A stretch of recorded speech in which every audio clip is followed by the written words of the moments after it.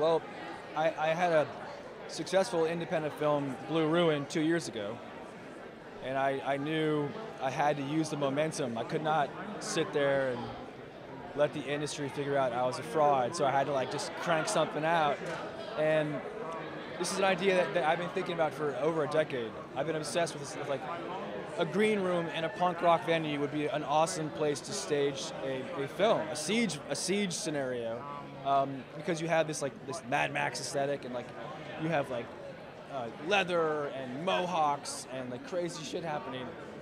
You have slam dancing. It's just so beautifully cinematic, and so I figured I can bring my sort of love of genre into that world, and hopefully my respect for just like grounded characters, and make a very sort of simple but blunt force emotional movie that would be gorgeously messy and hyper violent, but ultimately like a really pure story of just human survival.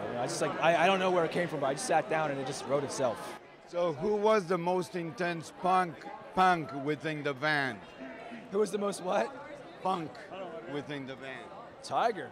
Tiger's true school, and actually some of the dynamics with the band was I felt like an imposter sometimes being in the punk rock scene. So like these guys aren't the most hardcore, scary punk rockers. They're kind of suburbanite punks that are a little soft, and they enter this world that's a little too hard for them, but they may or may not survive. I don't know. But it's a true test.